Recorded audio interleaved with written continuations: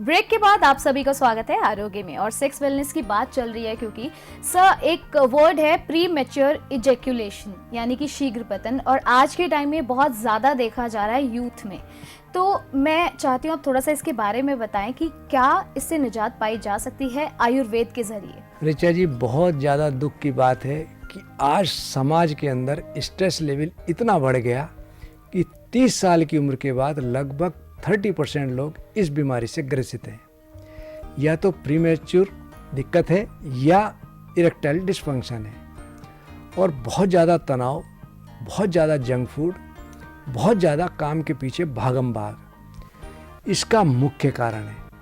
हम जब तक अपने खाने का मैनेजमेंट ठीक नहीं करेंगे तब तक ये दिक्कतें आएंगी। बहुत से लोग डायबिटिक हैं या हाइपरटेंशन है या बहुत ज़्यादा कुछ दवाई ऐसी खाते हैं जिनके साइड इफ़ेक्ट है एंटी सेडेटिव, डिप्रेशन की। और थोड़े समय के लिए तो ये दवाई ठीक है, लेकिन थोड़े समय बाद इनके साइड इफ़ेक्ट उभरते ही हैं। और समाज में यौन शिक्षा के अभाव के कारण हस्तमैथुन या और दूसरे तरीके बहुत ज़्यादा प्रचलित हो गए, जिसके कारण ये समस्या बहुत तेज़ी से बढ़ रही है। यौन सुख असली है क्या, लोग इस बारे में समझ ही नहीं पाते।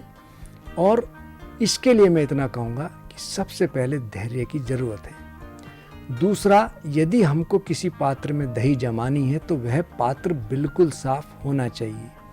अक्सर लोग गलत पात्र में दही जमाते हैं तो उनका दूध, उनकी मेहनत सब बेकार हो जाती है। यानी कि उल्टे सीधे काम, उल्टा सीधा भोजन इसका मुख्य कारण है। और हमारी जो जीवनी शक्ति है हम उसको बर्बाद कर रहे हैं। एक हमारे शरीर का बायोलॉजिकल क्लॉक के यदि अनुसार हम चलें तो मैं कह सकता हूँ कि हमको किसी भी प्रकार की दिक्कत नहीं होती। नित्य हित मित भोजन करे ऋतुचर्या अनुकूल, स्वस्थ रहे औषध बिना सर्वोन्नति का मूल। हम नित्य प्रति हितकारी, मन को प्रसन्न होने वाला और ऋतु के हिसाब से भोजन करें, हमको किसी प्रकार की दिक्कत नहीं होती। दूसरा, हमारी जो जीवनी शक्ति है 3 से 5 सुबह 3 से 5 बजे तक फेफड़ों के अंदर होती है। यदि हम प्रातःकाल उठकर गुनगुना पानी पीकर थोड़ा सा घूमें तो हमारे फेफड़ों को ऑक्सीजन सप्लाई अच्छी होती है, हमारे शरीर का तेज अलग से निकल के आता है और शरीर ऊर्जावान बनता है। 5 से 7 तक, सुबह 5 बजे से 7 बजे तक हमारी जो जीवनी शक्ति है वह आंत के अंदर होती है। और वह समय होता है कि हम लघु शंका और कोष्ठ शुद्धि को करें, थोड़ा गुनगुना पानी पिएं तो हमारा पेट अपने आप साफ होने लगता है। जो लोग सुबह 7 बजे के बाद सोकर उठते हैं उनका शरीर अपने आप ही स्वतः ही निस्तेज रहने लगता है। 7 से 9 के बीच में हमारी जीवनी शक्ति अमाशय के अंदर होती है। उस समय हमको भोजन भरपूर मात्रा में करना चाहिए और उस समय का भोजन हमारे शरीर को लगता भी है और हमारे शरीर में वह अपना अलग ही असर दिखाता है। दोपहर 11 बजे से 1 बजे तक हमारी जो जीवनी शक्ति है वह हृदय के अंदर होती है। उस समय आराम थोड़ा करना चाहिए और भोजन बिल्कुल नहीं करना चाहिए। जो लोग दोपहर बाद भोजन करते हैं उनके शरीर में भोजन नहीं लगता और नाना प्रकार की बीमारियां, उबासियां लगने लगती हैं। इसी प्रकार 1 बजे दोपहर से 3 बजे तक हमारी जो जीवनी शक्ति है वह छोटी आंत में होती है। उस समय भोजन और सोना निषेध है। हमको ना भोजन करना चाहिए ऐसे समय में, ना ही सोना चाहिए, क्योंकि यदि हम सोएंगे तो हमारा जो मल है विकृत हो जाएगा और हमारे नाना प्रकार की बीमारी, खास तौर से वात रोग बढ़ने लगती है। शाम को 3 से 5 बजे तक हमारी जो जीवनी शक्ति है वो मूत्राशय में होती है। उस समय हमको लघु शंका के लिए जरूर जाना चाहिए। और साथ ही साथ 5 से 7 बजे तक हमारी जो जीवनी शक्ति है वह किडनी यानी कि गुर्दे के अंदर होती है। हमको उस समय हल्का भोजन जरूर करना चाहिए और सूर्यास्त से कम 40 मिनट पहले हमको भोजन जरूर कर लेना चाहिए। सूर्यास्त से 10 मिनट पहले और 10 मिनट बाद तक हमको भोजन नहीं करना चाहिए। उस समय भोजन का पाचन ठीक नहीं होता और हमारी जो जीवनी शक्ति है रात्रि के 7 से 9 बजे तक मस्तिष्क के अंदर होती है। आपने देखा होगा प्रातः काल का पढ़ा हुआ और रात्रि में 7 से 9 के बीच में पढ़ा हुआ हमको याद रहता है, और 9 बजे के बाद हमको पढ़ाई बंद करके हमको सोना चाहिए। रात्रि में 9 से 11 बजे तक हमारी जो जीवनी शक्ति है वह रीढ़ की हड्डी के अंदर जो मेरुरज्जु है उसके अंदर होती है। हमको या तो सीधा सोना चाहिए या बाईं ओर सोना चाहिए, बाईं करवट सोना चाहिए। दाईं करवट सोने से हमको बीमारियां लगती हैं और हमारे शरीर की जो शक्ति है उसका ह्रास होता है। इसी प्रकार रात्रि के 11 से 1 बजे तक हमारी जो जीवनी शक्ति है पित्ताशय के अंदर होती है। लोग जो बच्चे रात को जागते हैं या नाइट शिफ्ट करते हैं और या कुछ खाते पीते हैं, उसके खाने से हमको नेत्र रोग और उबासी पेट के रोग उभरते हैं। तो हमको उस समय सीधा सोना चाहिए या बाईं करवट। इसी प्रकार रात को 1 से 3 बजे तक हमारी जो जीवनी शक्ति है वह लीवर के अंदर होती है, और उस समय हम यदि भोजन करें या जागें तो हमारी दृष्टि मंद पड़ने लगती है। आपने देखा भी होगा, ये रिसर्च में भी प्रूव हुआ कि सबसे ज़्यादा रात को एक्सीडेंट रात्रि में 1 से 3 बजे तक होते हैं। इसी प्रकार खाना हमको बैठकर खाना चाहिए। हमारा जो मूलाधार चक्र है वह जठराग्नि को प्रज्वलित करता है।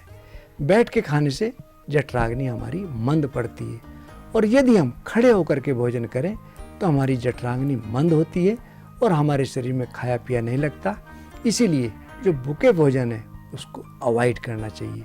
सबसे पहले हमको अपना ये मैनेजमेंट ठीक करना चाहिए। दूसरा, हर आदमी को अपनी भोजन डाइट के अंदर अमृत भोज, अक्सर मैं एक बात कहता हूँ कि अमृत भोज का सेवन करने से हमारे शरीर की पाचन शक्ति तो बढ़ती है, लीवर स्ट्रांग होता है। जिसका लीवर स्ट्रांग होगा उसकी पाचन शक्ति अपने आप स्ट्रांग होगी, उसको खाया पिया लगेगा। आप चना 15 ग्राम, मूंगफली 10 ग्राम, मूंग 8 ग्राम, मोठ 8 ग्राम, मसूर 6 ग्राम और साथ में तिल 6 ग्राम, इनको लेकर अंकुरित कर लें। किसी किसी को ये सेवन करने से 5-7 दिन दिक्कत होती है, पेट में भारीपन होता है, क्योंकि हमको खाने की आदत नहीं होती, हमारी आंत उसी प्रकार ढली होती है। 5 से 7 दिन बाद हमारे शरीर में ये पाचन क्रिया ठीक होने लगती है, और इस प्रयोग को बोलते हैं अमृत भोज। अमृत भोज के सेवन से कोई भी व्यक्ति हर प्रकार की बीमारियों से दूर हो सकता है। इसको सगर्भा स्त्री यानी कि प्रेग्नेंट महिला, बच्चे, बूढ़े और जवान जिनके चेहरे पर उदासी रहती हो या बुढ़ापा झलकता हो, इसको प्रयोग करें तो निश्चित रूप से उसके शरीर में जान और ऊर्जा आने लगती है। इसका कोई दोष नहीं है। इस अंकुरित आहार में अपने हिसाब से नींबू, सेंधा नमक या गाजर, चुकंदर, खीरा, ककड़ी और अदरक इत्यादि हम मिला के सेवन करें। स्वाद के हिसाब से काली मिर्च डाल लें तो मैं कह सकता हूँ कि आदमी नए यौवन को प्राप्त करने लगता है। बहुत बहुत शुक्रिया वैद्य जी। वैद्य जी, आपने एक टर्म यूज़ किया बायोलॉजिकल क्लॉक और मैनेजमेंट। क्या इसके ज़रिए दवा लेने से बाजीकरण का इलाज संभव है? ऋचा जी, आयुर्वेद में एक पूरा अध्याय है बाजीकरण का, लेकिन मैंने अभी आपसे कहा कि बाजीकरण का हमको असर देखना है तो हमको अपनी मैनेजमेंट ठीक करना पड़ेगा। यदि हम रात को जाग रहे हैं और दिन में सो रहे हैं तो ये मान के चलो कि हमारी पाचक शक्ति का अभाव होगा ही होगा। हमारे शरीर को कमांड करते हैं सूर्य देवता, और सूर्योदय से पहले जो आदमी उठता है उसका चेहरा अलग ही निखरता है। और बाजीकरण में हम अपनी फार्मेसी में कुछ दवाई बनाते हैं, जो कि एक है वाइल्ड यूनिकॉर्न और दूसरा नवशक्ति। वाइल्ड यूनिकॉर्न के मुख्य घटक हैं श्वेत मूसली और शिलाजीत। शिलाजीत के लिए मैं इतना कहूँगा, नैसो अस्ति रोगी भ्रुवि साध्य रूप शिलाहंग यन जयते प्रसज्ञ, यानी कि शिलाजीत के सेवन से शरीर के अंदर ऐसी कोई व्याधि नहीं है जो सेवन से नष्ट ना हो। शर्त यह है कि हमको शिलाजीत का सेवन नियम पूर्वक और विधि पूर्वक करना चाहिए। और शिलाजीत के ऊपर लोग चाय, कॉफ़ी, गुड़, खटाई, शराब इत्यादि का सेवन जो करते हैं उनको शिलाजीत फायदा कम नुकसान ज़्यादा करती है। इसको यदि हम दूध के साथ सेवन करें तो हमारे शरीर में लगती भी है और हमारे शरीर को और शक्ति भी बढ़ती है। दूसरा, एक हम अपनी फार्मेसी में बनाते हैं तेल, जिनकी इंद्रियों की नसें कमजोर हो गई हो उसके लिए तत्व पावर हल्के हाथ से लगाने का है। इसमें दालचीनी, दशमूल इत्यादि हैं, तो नसों को ताकत मिलती है। साथ ही साथ प्रतिदिन नव शक्ति जो रसायन प्रास संग खाए, रक्त धातु दोनों बढ़े, कमजोरी मिट जाए। इस बीमारी में नवशक्ति, वाइल्ड यूनिकॉर्न दोनों की 2-2 गोली और 1-1 चम्मच रसायन प्राश का यदि हम दिन में 2 बार सेवन करें तो हमारी जो क्षमता है सेक्स वेलनेस की वो बहुत अच्छी बढ़ती है। रस, रक्त, मांस, मेद, अस्थि, मज्जा, शुक्र सब तक इसका प्रभाव होता है और हमारा शरीर आनंद पूर्वक जी सकता है। बहुत बहुत शुक्रिया वैद जी सारी जानकारी के लिए। वैद जी, एक मास्टरबेशन के बारे में मैं जानना चाह रही हूँ। जो हस्त मैथुन होता है उसको कहीं ना कहीं गलत बताया जाता है, इस बारे में आपका क्या कहना है? ऋचा जी, जब आदमी या औरत संभोग करते हैं और हस्त मैथुन करते हैं, दोनों में डिस्चार्ज होता है। लेकिन जब भी आदमी हस्त मैथुन करेगा उसकी इच्छा होगी कि जल्दी से जल्दी डिस्चार्ज हो, और जब वह संभोग क्रिया में रत होगा तो उसकी इच्छा होगी कि यह क्रिया लंबी चले। तो जब हम हस्त मैथुन करते हैं, धीरे धीरे हमारे माइंड का जो सिक्रेशंस है उसी प्रकार होने लगता है, और हाथ से हम जो रगड़ लगती है वह बहुत नुकसानदायक होती है। हमारी नसें कमज़ोर पड़ने लगती है, और जब आपस में हम संभोग करते हैं तो बहुत ही सॉफ्ट दोनों चीज़ होती हैं, और सॉफ्ट होने के कारण नसों का नुकसान नहीं होता। तो हस्त मैथुन से नसें कमज़ोर पड़ती हैं और जल्दी धातु क्षीणता होने लगती है, और आदमी धीरे धीरे शीघ्र पतन की ओर जाने लगता है। इसलिए हस्त मैथुन आदमी को नहीं करना चाहिए। बहुत बहुत शुक्रिया वैद जी। वैद जी, क्योंकि समय हमारे पास और नहीं है तो आपका एक दोहा जिसका दर्शक भी इंतज़ार करते हैं और मैं भी, दोहा हो जाए जी। आज हमने बात करी अपनी वाइल्ड यूनिकॉर्न और नवशक्ति की, दोनों के अंदर शिलाजीत है। शिलाजीत के लिए मैं इतना कहूँगा, शिलाजीत 2 रत्ती का 2 रत्ती यानी कि 250 मिलीग्राम दुग्ध संग नित खाए, 1 मास की अवधि में शक्ति वृद्धि हो जाए।